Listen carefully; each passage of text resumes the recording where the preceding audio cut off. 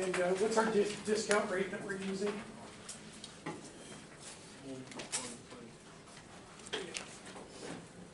Did we already calculate the discount factors?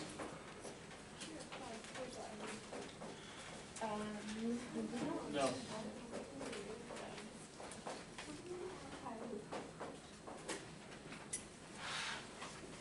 And 1.22 to the 1 is what? 1.22. 1.22 and 1.22 squared? What is it? 1.49, got it. And then what's 1.22 cubed? 1.82. And what's 1.22 to the 4th power? 2.22. And what's 1.22 to the 5th power? 2.7. 2.7?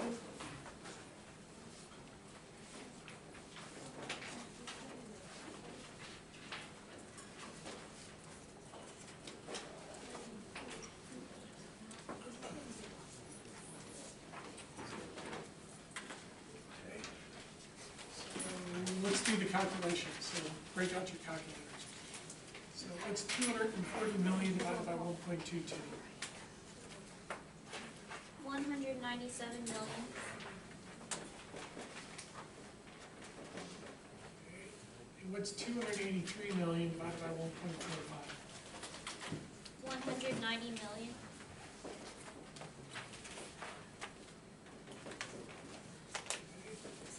And what's 125 million divided by 1.82? 179 million. What's 364 million divided by 2.22? 164 million. And what's 386 million divided by 2.7? 143 million.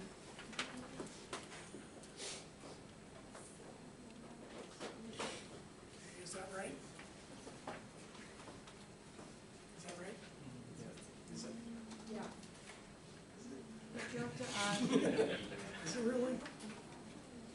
but you will have to add last year's Say it again. total. Shouldn't we be discounting that? Okay.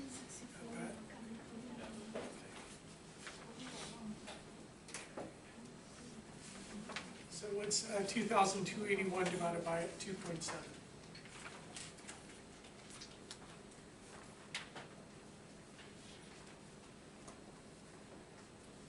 845. 845? Yeah. What happens when you add all those up?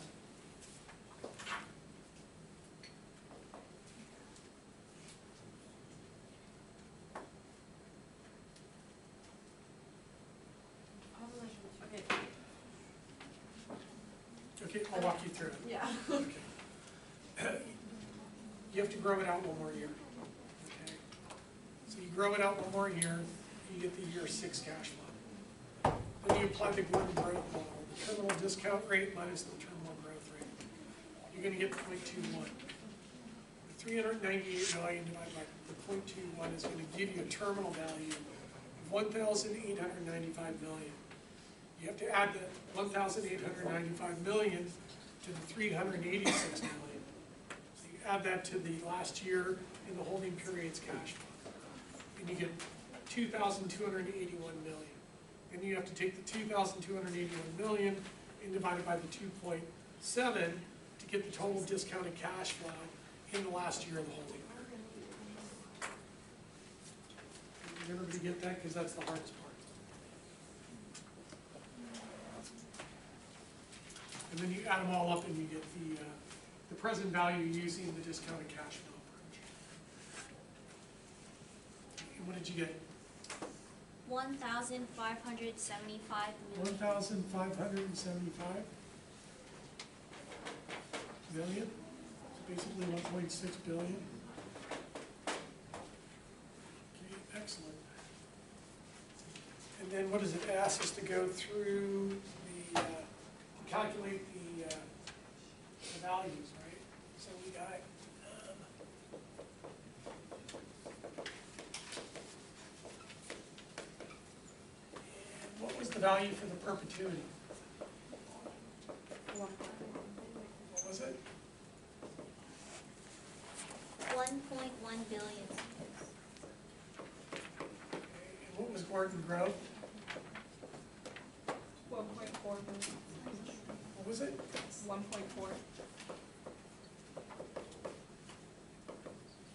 Okay.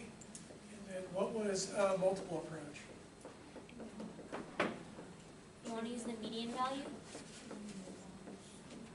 Yeah, use the one in the middle. 1.4 billion. Is it? Is it? It's 1.4 or 2? Oh, I don't know, I didn't, I don't have the notes. It's a double check. You have 1.2? 2 billion. 2 billion? Okay, and the DCF? What did we get? 1.6.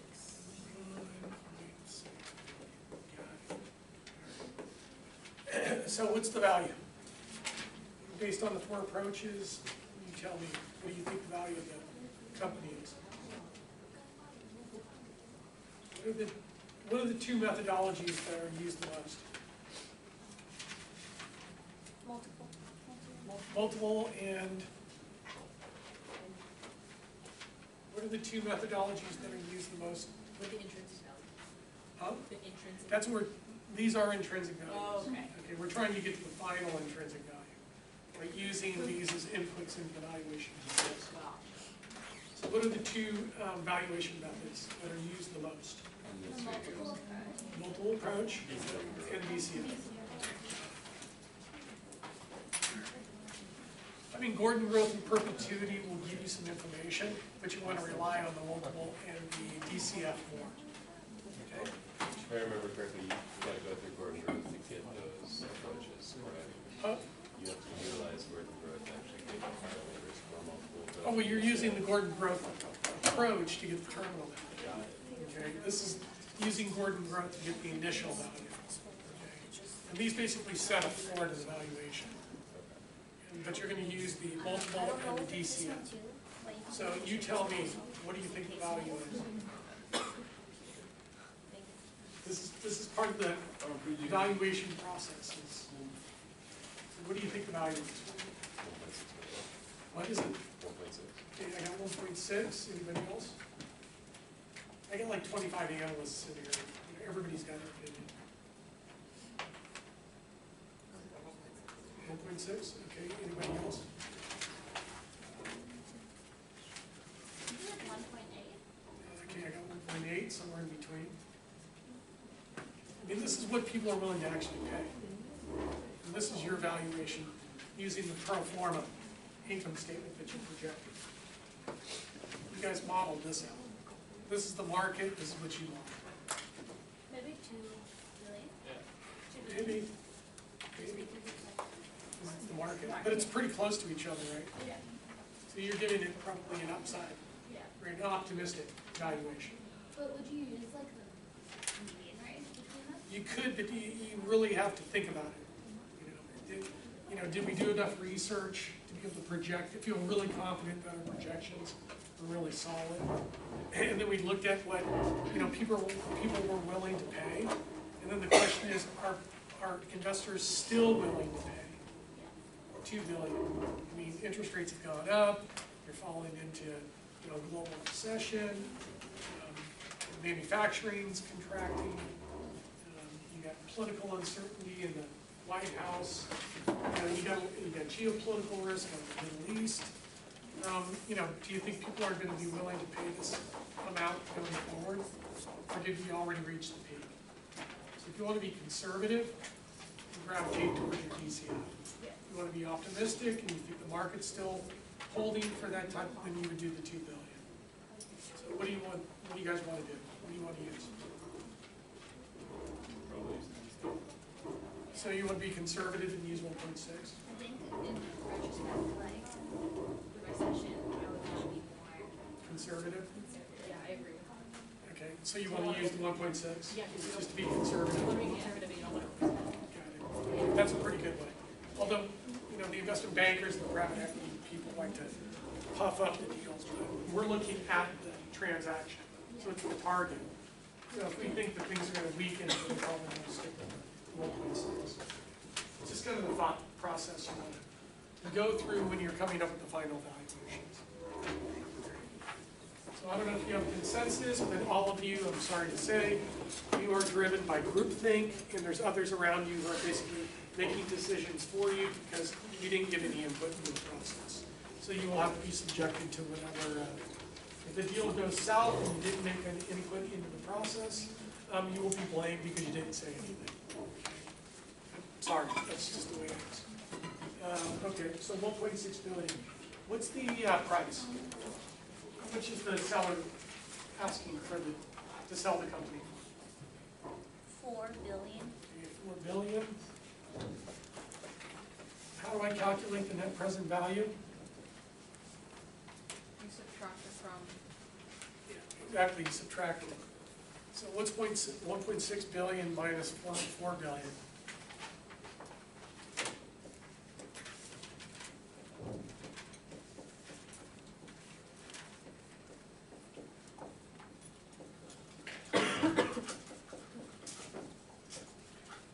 So what's the net present value? 2.4. 1.2. What is it? 1.6 minus 4 billion. What's 1.6 minus 4? 2.4. What is it? 2.4. What did you say? Negative 2.4 billion. Negative 2.4 billion. Got it. So I have a negative net present value. Do I accept or reject it? Reject. Rejected. Reject it. What iteration was this? First. It's the first iteration.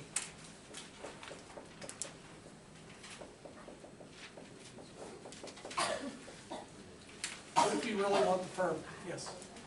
Just a question for the first question, you changed billion to million for the intrinsic value, for the NPV, sorry.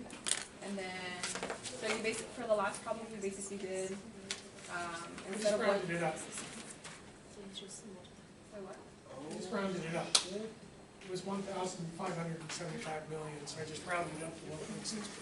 Yeah, but I mean, like, does it matter if we use billion or million? No, Okay. because at the end of the day, what's the net present value? Negative, reject. How much? By how much? 2.4 billion. Okay. See, it's such a big number, it doesn't really matter. Okay. All right. So, what if we really want the firm? What do we do? Negotiation.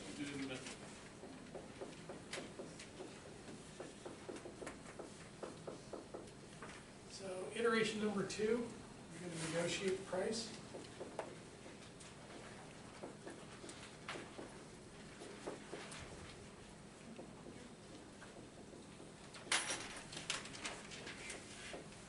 You're going to negotiate the price down by what amount? What amount? At least 2.4 2.4. Yeah, at least 2.4. So you're going to ask for a price reduction in the amount of what's this? What's this called? Net present value. So you're going to ask for a price reduction in the amount of the negative net present value. And what's the negative net present value? What's the amount? Negative 2.4. All right, people, analysts, what's the probability that the seller is going to take a $2.4 billion price reduction? 0. So we got to go to what? Iteration.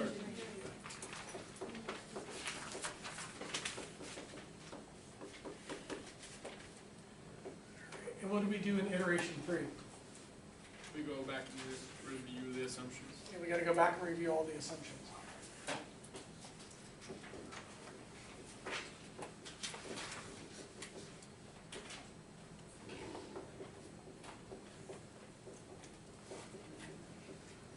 And you think that maybe some of these assumptions have changed since you underwrote a $4 billion company? Yeah, probably. Interest rates, capital structure, market multiples could have changed. forecast and sales that have changed. So what I do is I just start listing, from the assumptions right here. Initial cash flow, right? So did we let's do the test, okay? Let's do some tests, okay? Let's do some tests. Like poke in. Just say, hey, dude. Yeah, okay, I'm good. So let's just go through the assumptions and I'll test you. Okay. So we have a negative $2.4 billion net present value. Did we over or underestimate the initial year cash flow? The initial year. This year's cash flow. The 200 million, did we under or overestimate it? Underestimated. Got it. So you probably want to write these down. The free cash flow growth rate, both going in and terminal growth rates. Did we under or overestimate them? Overestimate. Did we over or underestimate the growth rates in the Gordon growth and in the terminal value calculation? Do we over or underestimate? Okay, so if the growth rate goes up, what happens to this number? The growth rate goes up, what happens to this number? It decreases. What happens to the terminal value? Okay, so how does that happen?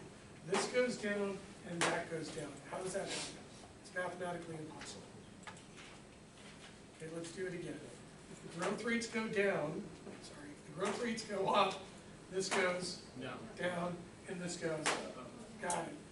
If the growth rate goes down, this goes up and this goes down. Got it. Okay. So did we over or underestimate the growth rates? Underestimated the growth rates. Exactly. Okay. The discount rates. Did we over or underestimate the discount rates? Overestimated. If these go up, what happens to the present value? It goes down. Got it. So did we over or underestimate the discount rates? Okay. If this goes down, what happens to the present value? Goes up. Got it. And if this goes up, if the discount rates go up, then the present value goes down. Got it.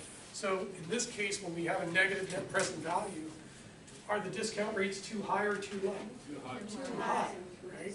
So we overestimated the discount rates, or the expected returns. Okay, you guys are doing good.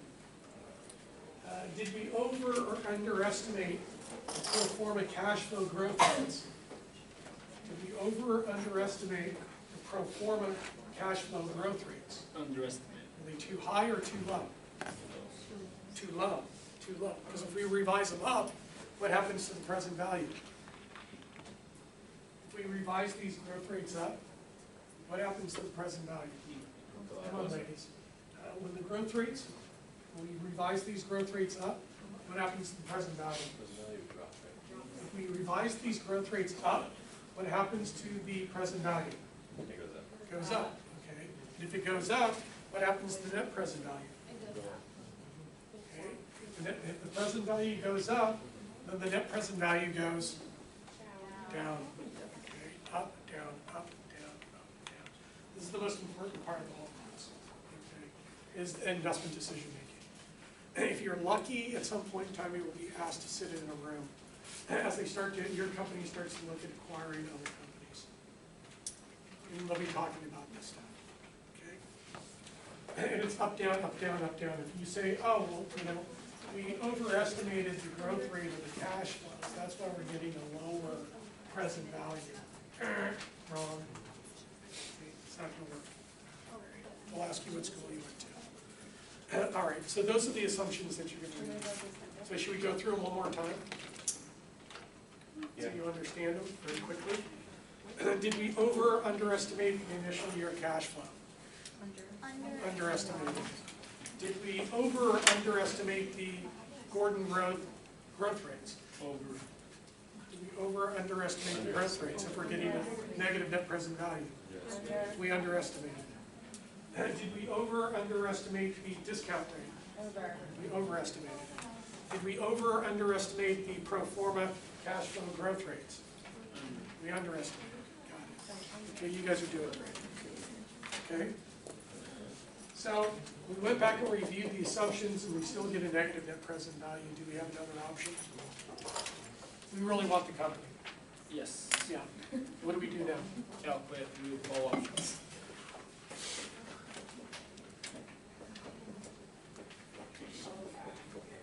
We can go to iteration number 4. And what do we do? What do we do?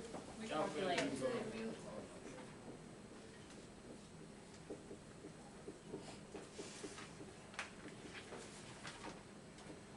Okay, what is the real call option gotta be to make this thing work?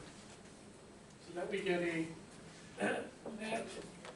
net present value.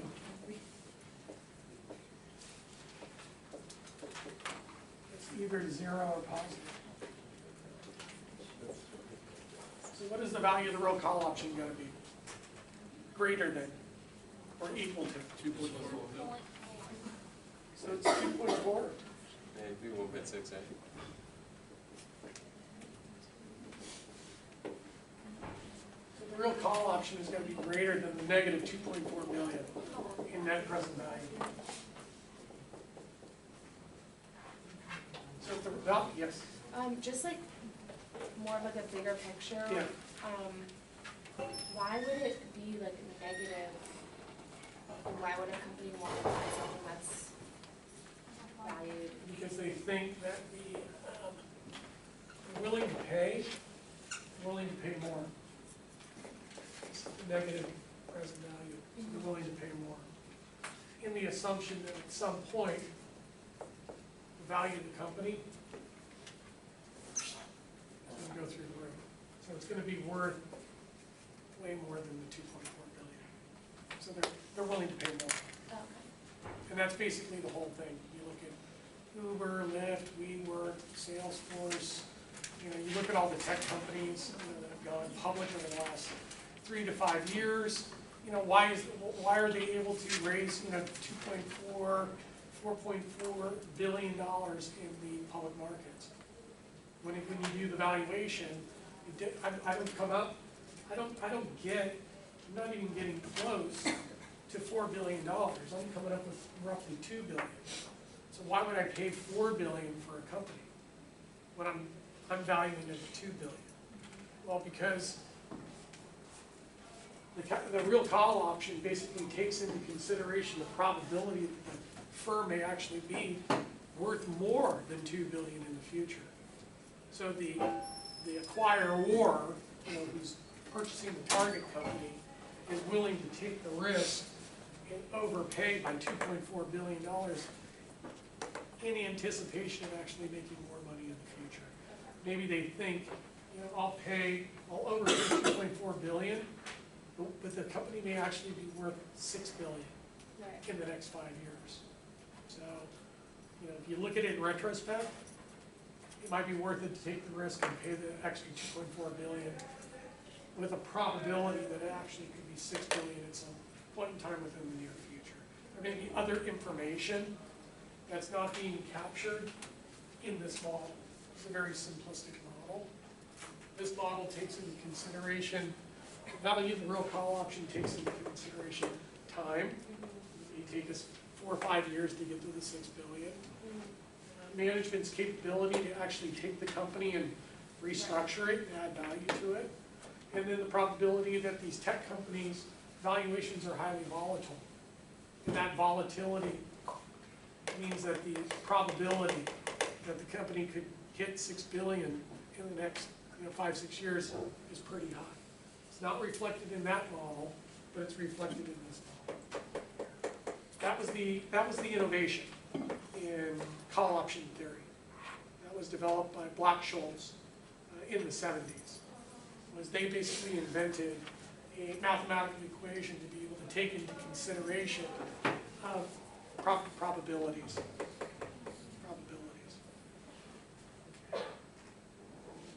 Julia, did that answer your question? Yes. Okay.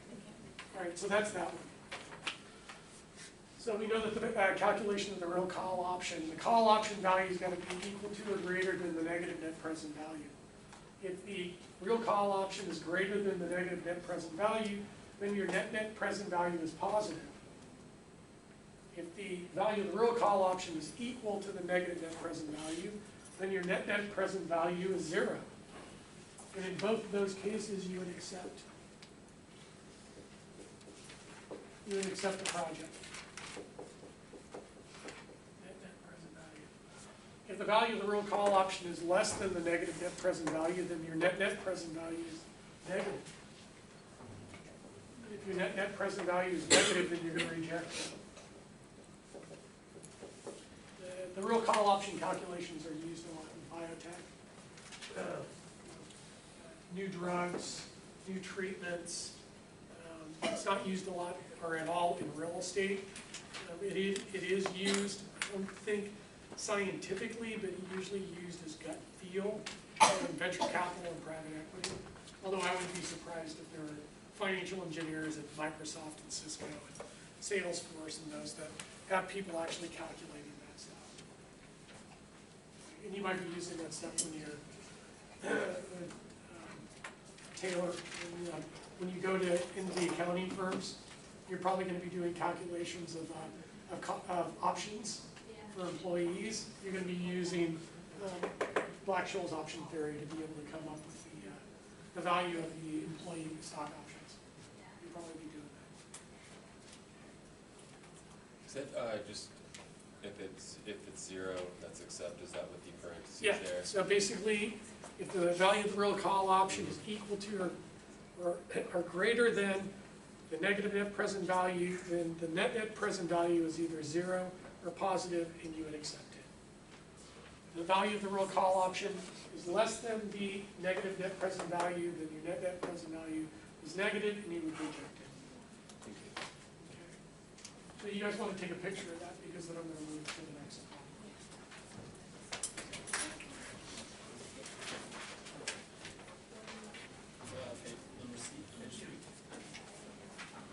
Yeah, so we're going to go to C.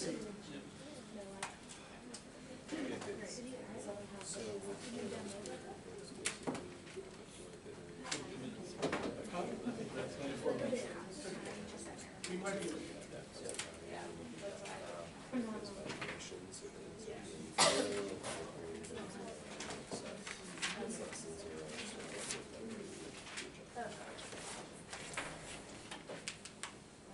you guys ready?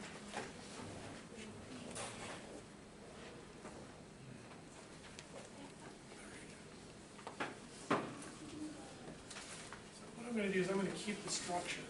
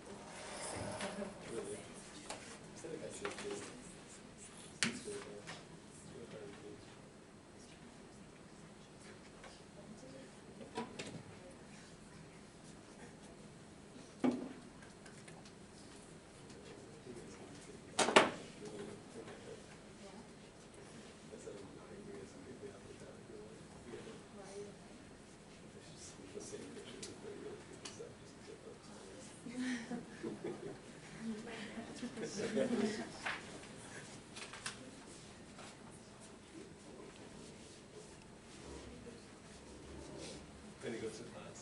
Oh, is that what I always see it. Dude, I made it so long ago. That's me, yeah. My nickname is Penny. Like all of like Snapchat and everything is Penny. Yeah.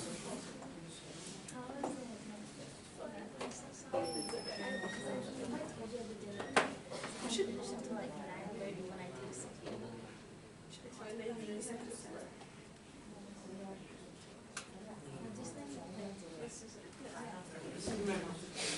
Let's do this one. So the next one is a stock valuation. So we just did 2 companies, a startup company and then an established company. Now what we're going to do is we're going to do a stock valuation.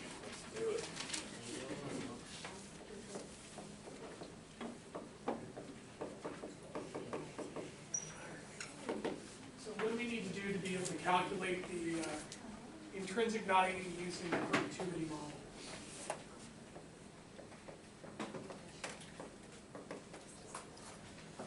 How do we do this? Okay, your earnings at time 0. Yeah, well, do they give us a T+1 earnings per share? Yeah, 14. 14%, so let's just use that. And then what do we divide that by?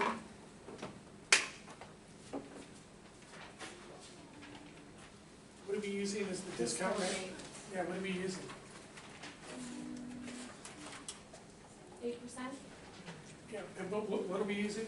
the error, Expected return. yes. Okay, and that's 8%. So what's $14 divided by 0.08?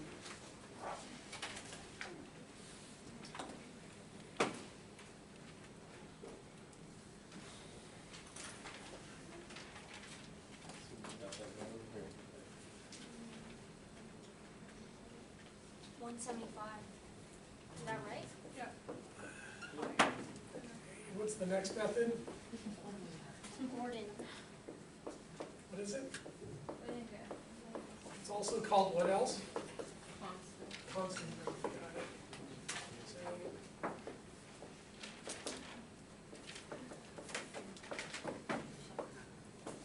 okay. What's the calculation? Also 14. Right? Yep. Divided by Divided by what? discount rate minus What's the discount rate? 8.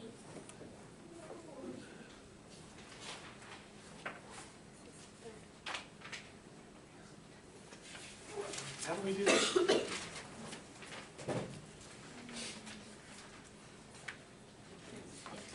I need you guys to kind of think through it. Subtract from the coupon rate? What is it? It's subtracting from the coupon rate, Subtracting what? I would use the performance rate, right? Minus 1, right? One, I minus G. Minus 0.01. Got it. What do we get? What do we get?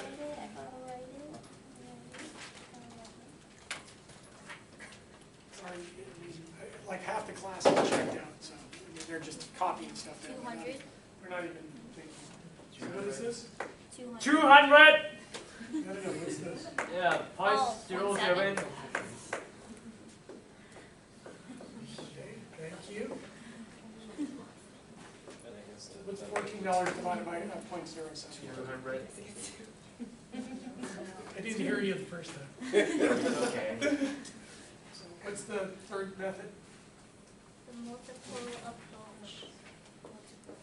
Sorry, what's the number to that? Excuse The me? number under the .08 Please minus don't. 0.01. It's No, 0.7.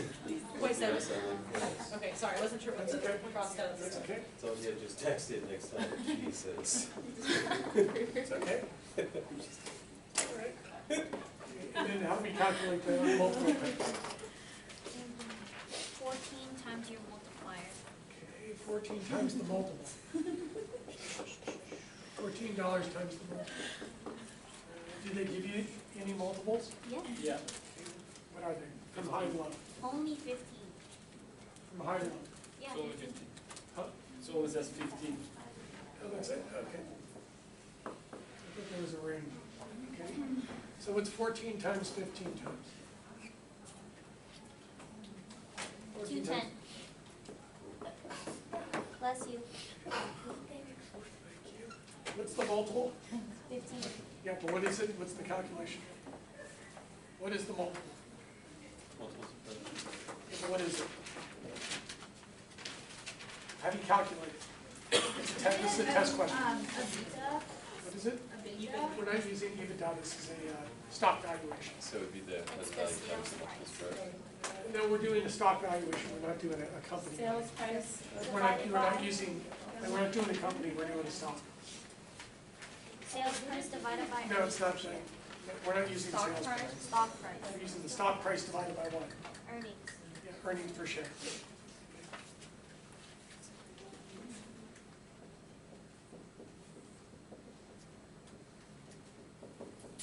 I'm just testing to see if you guys can. So it's stock price times? So the stock price divided by the earnings per share Okay. is gonna give you the multiple. So the stock basically is trading at 15 times its earnings per So share. wouldn't it just be like 157, What? like dollars? Is that the stock price? We haven't gotten to the stock price yet. We're trying to do the valuation. So we're taking next year's earnings per share times the PE multiple, price to earnings per share multiple, PE multiple, which gives us $210. And then, yeah. Sorry, so if you do like the stock price that's on here, the 157 divided by 13, the earnings per share, it gives you like 12. Yeah, but this is your forecast. So if will we always be This is given what that? we think. We think that the PE multiple is gonna go up Yeah, next year. so we'll always be given that, like, Yeah, you're gonna calculate it yourself. right, You're gonna estimate this. okay, like how do you estimate it? Well, one is you could do what you did, and you came up with a multiple of 12, right? Yeah. That's as of today. Mm-hmm. We don't care about the multiple today, we care about the multiple next year. Yeah, so how would you estimate, like how would you get the 15 on? I forecast the stock price, and I forecast the earnings per share for next year. Where I think the stock price is gonna be next year, and where I think earnings per share is gonna be next year. You would do that all based off of information like acquisitions within the company and what they're doing, or Well, this isn't basically? acquisitions, this is a stock valuation.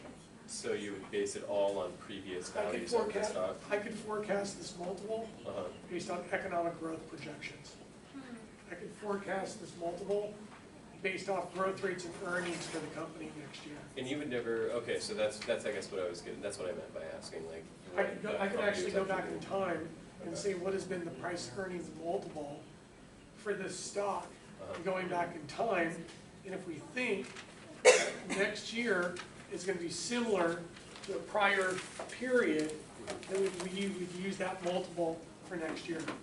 Or we would go ahead and forecast what we think the stock price is gonna be next year, and what the earnings per share is gonna be, to get a projected multiple. So this multiple is T plus 1. This is T plus 1. This is T plus 1. So when you're doing these intrinsic valuations, you're looking towards the future. Did that answer your question? It did, thank you. Did that answer your comments? Kind of. Well, what you just calculated, the 12 was today's multiple, Yeah. right? We don't care about today's multiple, we care about next year's multiple. So we have to project it out. So we can forecast what the stock price is gonna be next year and what the earnings per share is gonna be next year, we can come up with the multiple. Or we can just say, hey, the growth prospects for the firm is really good, they're gonna come out with some really good products, and that's gonna cause earnings to go up significantly for the firm, and that's gonna cause their stock price to go up and their earnings per share to go up. So this multiple is basically a projection of what you think the firm's gonna do. And if you think it's gonna grow really fast in the future, then the multiple's gotta be higher. If you think it's gonna stay the same, you use the 12. If you think it's gonna slow down significantly, then you'd use a 10 or 11. Okay? So there's a little art to it, but the key to the whole thing is projection. Okay? All right, and then let's do the DCF. Let's do the discounted cash flow. So what's the first year cash flow? What's the first year earnings per share? What is it? 5%? No, what's the first year earnings per share? $14. 14. Okay. And then, what do we do now? Grow it. We grow it at what rate? It says 5%. Okay, so what's 14 times 1.05? I don't have a calculator, I can't give it a name. 14.7? What is it? 14.7. Is that correct? Yeah. Okay. And then what do we grow it by? 3. No, 5 again. 5 again. Didn't we already use the, It It's says 500. for time t plus 1 is 5, Yeah, and but time this was t the, plus we 2 used is 5% 5. for time period 2. So now we're calculating 3. So what is the growth rate in period 3? 4. 4%. Okay. So it's 1470 times 1.04. They gave us the first year, we didn't have to calculate.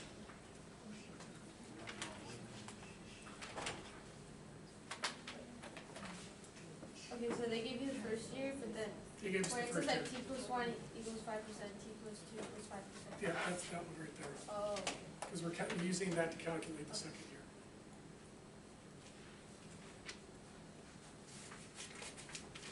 $15.3. What is it? 15.3.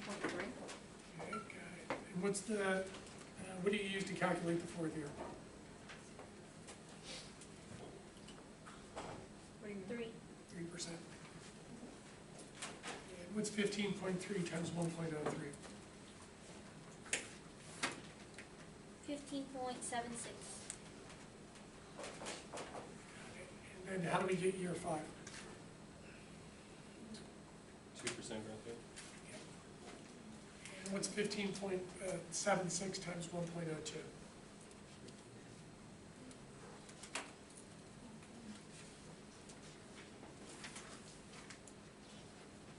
16.1. What is it? 16.1. And then what do we use to get the sixth year?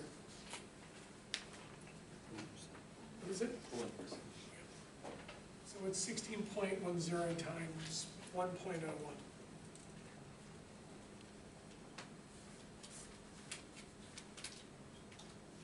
$16.23. What is it? $16.23. Got it. Okay. And then let's just keep going.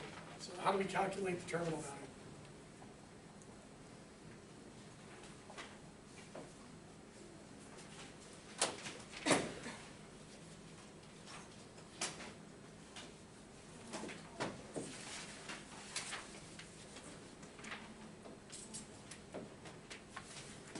Is it 10% minus?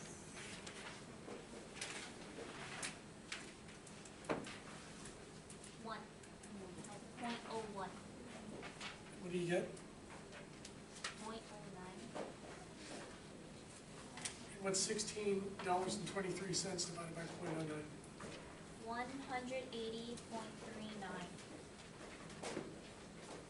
And what do we do with that?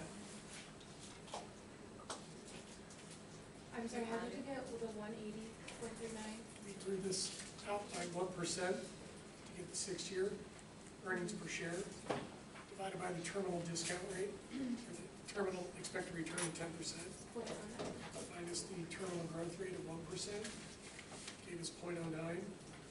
1623 divided by 0.09 gives us 180.39. You're gonna- What? 180.62. What? You better double check.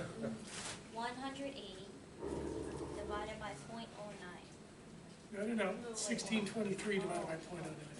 0.33 repeat. Okay, cool.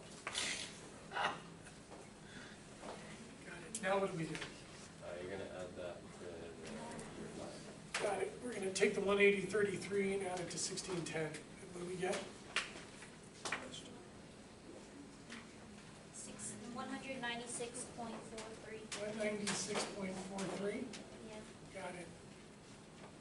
So let's do the discount factors. So what's our expected return on this stuff? I mean, what's our minimum expected return that we require when we buy any stuff? 2%? What is it? Oh, What is it? What's our expected return? 8. 8%? yeah.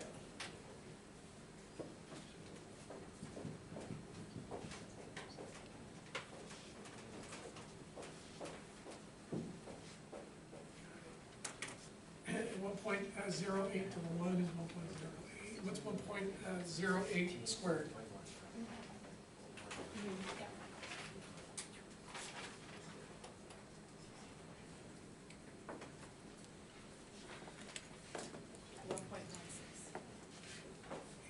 What's 1.08 cubed?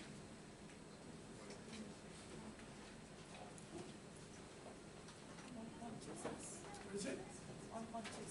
And what's 1.08 to the fourth power? 1.36. And what's 1.08 to the fifth power? 1.47. Got it.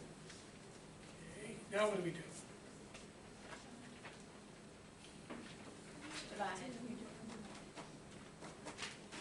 You want to start here, or do you want to start here?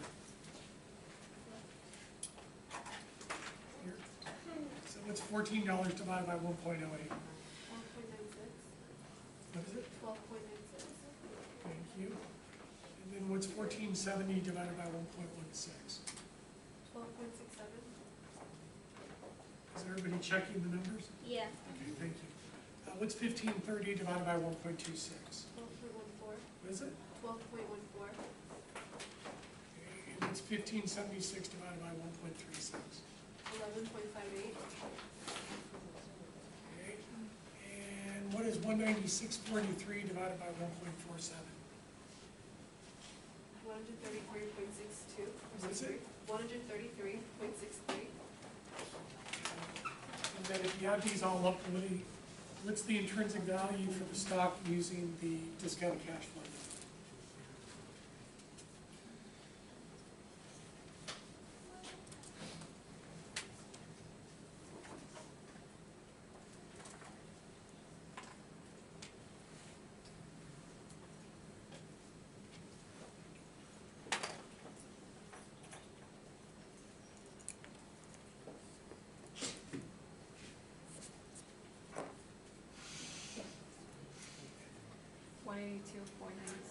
What is it?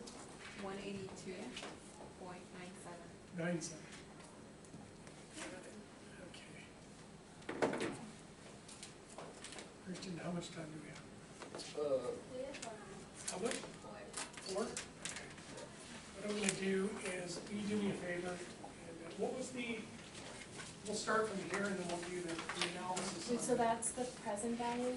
That is the present value of for the stock. It's the intrinsic value for the stock using the discounted cash flow. Okay. And then what was perpetuity? Was what? 175. 175, 00. Gordon growth was what, 200? Yeah. And multiple approach was 210. And discounted cash flow was 182.97. Are these relatively close to each other? Yeah. So it kind of gives you some confidence that you're on the right track. If you had really wide numbers, then you probably made an error, or your assumptions were too aggressive or too conservative, one of the two. So what we're going to do is we'll start here for next Tuesday. We'll go through the different scenarios. We'll come up with the final intrinsic value. We'll make a buy, hold, sell recommendation, whatever it is. And then we'll come up with the trade recommendations for the indices, the ETF, and the stock. Okay?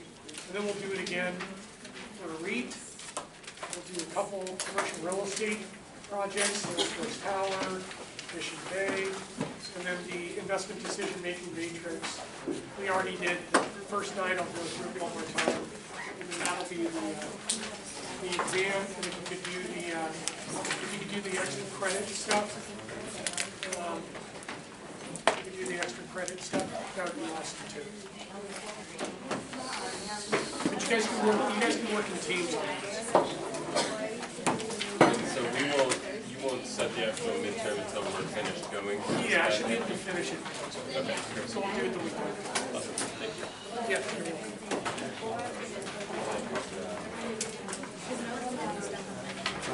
Oh, yeah. Monday was a good day. And also Monday was a good day. What you want to do right now, once you fill it out. Hang in there.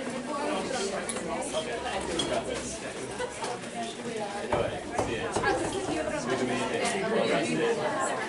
So far.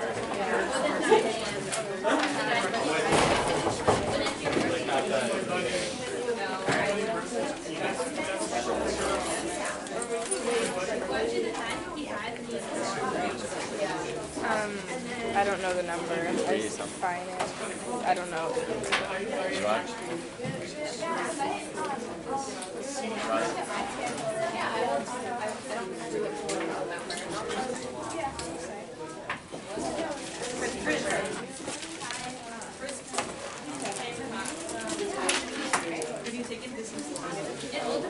It all depends on my CS classes. It's a fun enough class, but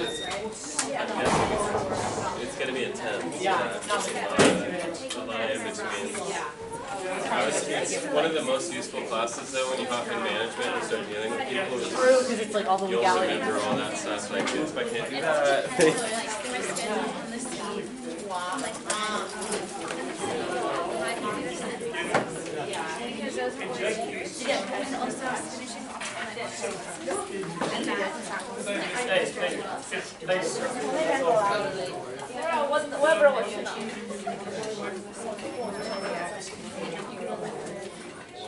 Yeah. But I like priorities, so. Yeah, I study like, I mean, See you next week. say, always, I've been the first for a while. You've been gone like two times. Oh. The first session, except for one time, but it was just like honors classes. So everyone who was in the honors program, we only went in one class. Yeah. Thanks, Professor. Okay, thank you, take care of yourself. What's the date today? 17?